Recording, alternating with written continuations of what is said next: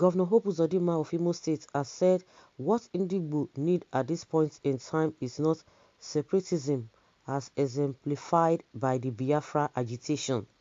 Speaking at the first Southeast Security Meeting in Owerri, Uzodinma described as erroneous the insinuation that Ndigbo wants to break away from the Federation.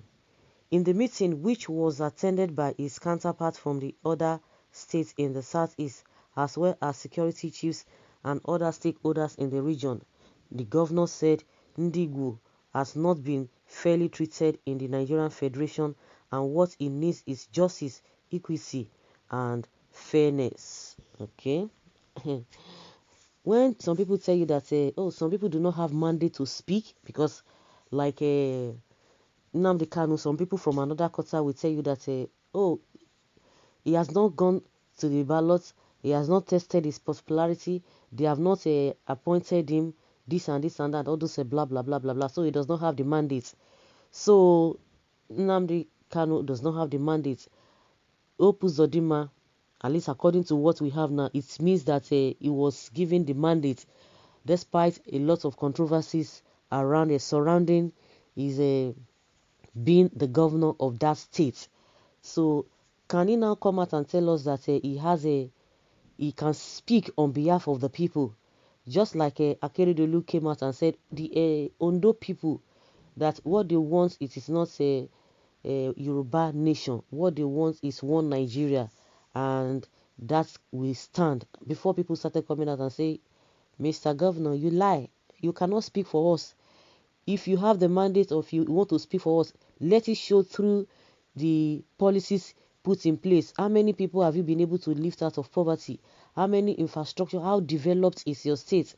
You cannot speak when people are not being paid as at when due, and you are talking about one Nigeria. You cannot speak for the people. It is the people that will say what they want, and that is why you guys always seek for election, because if it is not for the people, so the people are saying these are the things they want. Of course, it's not everybody that will tend to the same direction, and that's why they are calling for referendum. And some people are saying, we don't even trust that referendum. I hope it's not going to be like the way election is being conducted, because we know all the shenanigans that surround the election. So nobody is going to be trusting them. But some people say, oh, it's not going to be like that of election. It's going to be conducted by international bodies. And so who is going to trust that one? But that is, leave that to for another day. People are calling for referendum, so somebody cannot just come out and say this is it, this is what the people want. You can't speak for them, maybe because it is those the very tiny fraction that you give a peanuts that eat from what these crumbs that fall from the table. Those are the ones that will be hailing you, or those who are thinking or anticipating that yes, they are going to be giving contracts. They are believing, they are open, they have that faith that in no distant time they will be close to the cookie jar, or they will be close to you, that you give them this. Those are, you give them one thing or the other. Or those who think that they don't want to go into second slavery, oh, they better stay back here, they better do whatever. So he said in the books that what they want is fairness, equity, and all of that. But why is it difficult to get that? So for how long can that can they wait for that? For how long? Is it rocket science?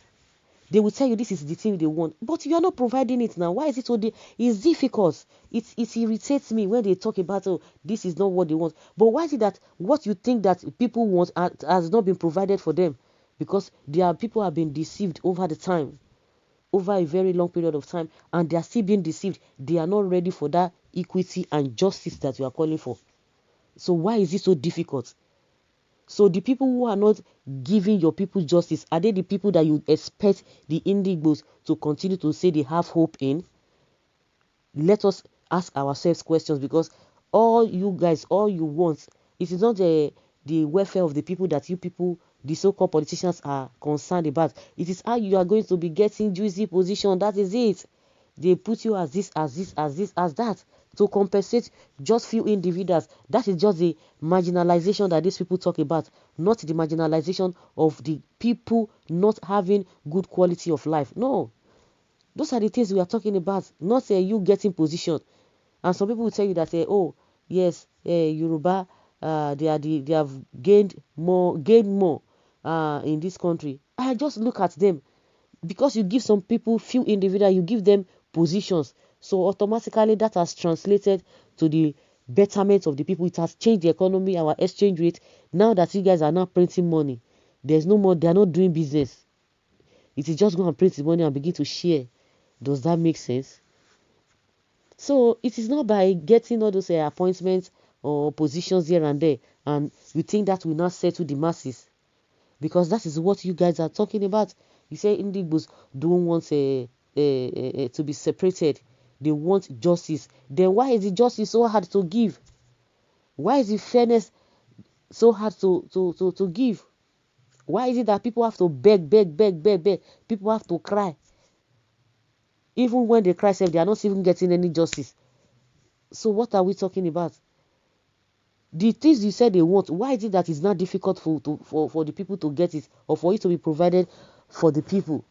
So Ndigbo do not want a Biafra, that it is just being it has been blown beyond proportion, or over exaggerated.